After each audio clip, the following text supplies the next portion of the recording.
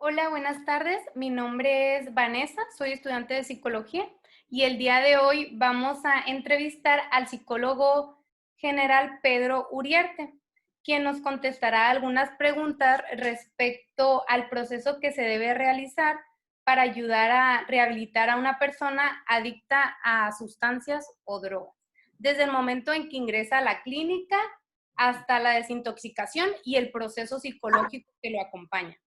Primero que nada, me gustaría hacerle la pregunta, ¿qué detona o qué activa que una persona se vuelva adicta a una sustancia?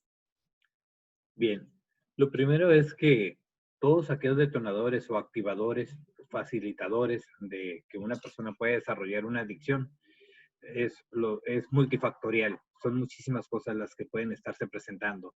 Son tres áreas en específico las que pueden determinar una personalidad adictiva y que esa personalidad adictiva se convierta en droga adictiva. La primera es la genética, que hay un 25% de probabilidad. La segunda es el factor familiar. Tomemos en cuenta que todo lo que aprendemos primero es por imitación.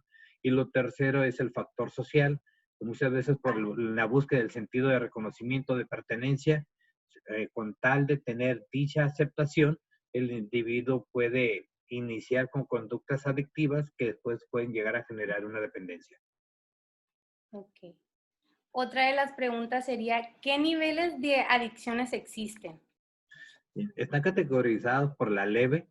La adicción leve es el consumidor esporádico, el que casi no consume, que consume de manera experimental y que en realidad son contadas las veces que lo ha hecho. Está el que tiene un consumo moderado, que cuando consume lo ha hecho con frecuencia y que tiene cierto control, se sabe mantener al margen, sin embargo ya está generando una afectación. Está el severo, el que ya se está generando daños tanto físicos como mentales. Y está el crónico. El crónico es quien ya tiene una dependencia hacia la sustancia y ocupa la sustancia para todo, para funcionar en todas las áreas, tanto en lo físico como en lo mental, en lo emocional, en lo familiar, en lo laboral, en todas las áreas y que inclusive ya perdió muchas de las funcionalidades de las esferas de su vida. Una, yo creo que las preguntas más frecuentes que le hacen es, ¿se puede realmente curar una adicción? Claro que se puede curar una adicción. La personalidad adictiva ya es algo que se queda en el individuo. Y tener presente que se queda una personalidad adictiva y que hay que estar al margen de que el cerebro ya registró el placer y que hay que estar regulando tanto desde nuestras serotoninas y nuestras endorfinas, el no generar un enganche, ese es el nuevo reto, porque se puede superar una adicción. Sin embargo, si no se trabaja con la personalidad adictiva, surge otra adicción. Hay quien puede considerarlo que tuvo una recaída, no, surgió una nueva adicción, aunque sea a la misma sustancia, porque ya es otro contexto, ya son otras las situaciones, ya son otros los detonadores, los disparadores propiamente que generaron que el individuo vuelva a consumir o que inclusive esté consumiendo otra sustancia. Tomemos en cuenta que la personalidad adictiva está caracterizada por dos factores, la mentalidad obsesivo-compulsiva. Y si no se sabe detener dicho pensamiento obsesivo y no se sabe regular la compulsividad, entonces la personalidad adictiva superará una adicción, pero fácilmente se enganchará de otra. Sí, interesante todo esto, la verdad, y es bueno saberlo para las personas que en algún momento lleguen a ver este video. Otra de las preguntas sería, ¿cuáles son los principios de un tratamiento eficaz? El tratamiento eficaz es el que categoriza, Vanessa. Lo primero que tenemos que hacer es la salud física. Una vez que una persona llega a un proceso, tiene que pasar por la desintoxicación y tiene que haber estudios laboratoriales que nos van a indicar cuáles son los estragos que tiene el cuerpo, lo que visiblemente no podemos nosotros detectar, porque la sustancia afecta no solamente el hígado, afecta el páncreas, los riñones, el colon, afecta también propiamente el torrente sanguíneo, puede haber inclusive infecciones en la sangre cuando la adicción es intravenosa. Entonces, lo primero es una evaluación física, preservar la vida y todas aquellas enfermedades que no se habían detectado porque el consumo de la sustancia no dejaba que se observaran. Lo segundo es una valoración mental. Primero que hay que descartar es la ideación suicida. Eso es lo primerito. Seguido de eso, las alucinaciones tanto auditivas como visuales.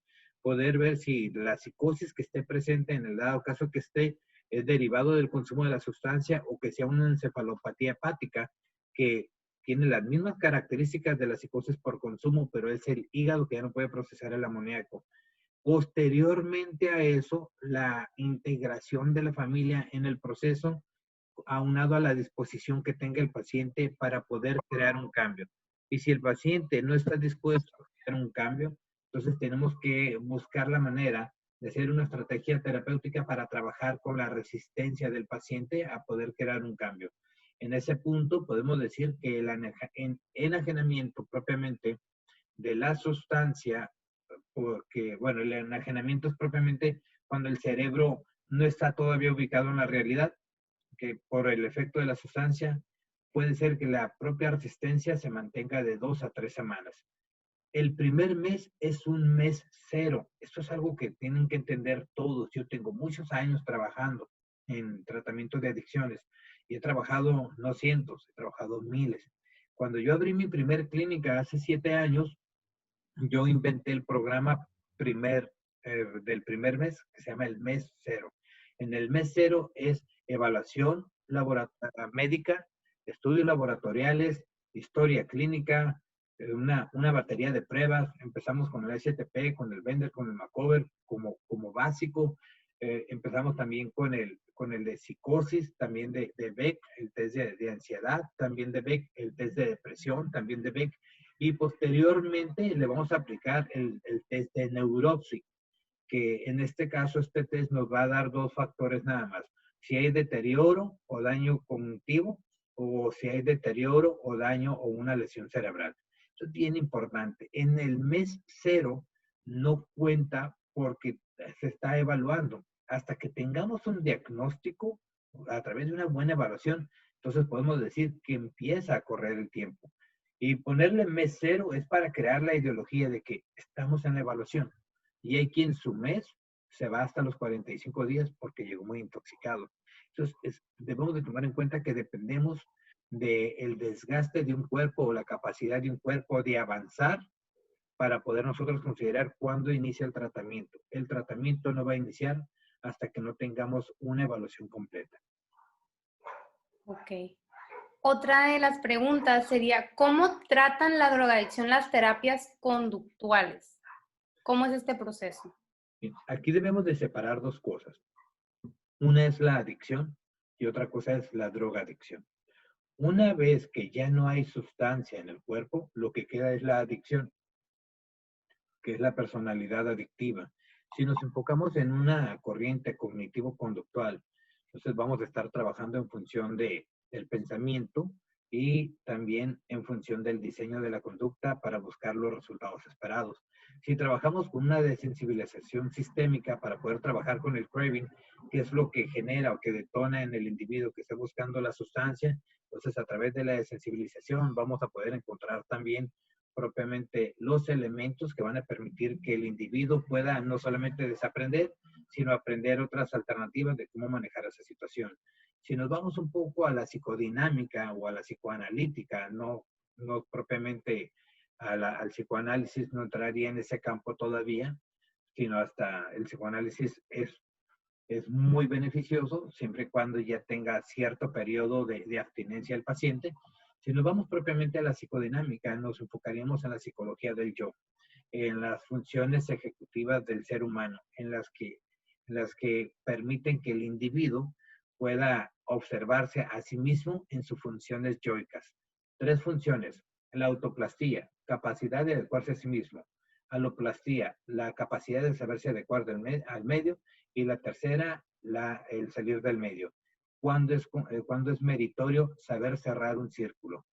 Cuando no tenemos nosotros esta metodología, entonces, y que no entendamos que en las adicciones tenemos que ser eclécticos.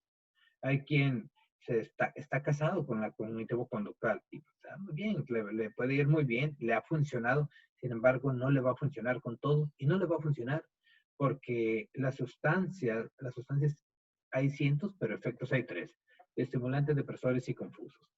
Y debemos de entender que la afectación que genera en el cerebro y los rezagos que provocan en la mente y las psicopatologías que forman, los trastornos que se pueden llegar a desarrollar, no todos se pueden adecuar a seguir un lineamiento porque el pensamiento quedó muy libre.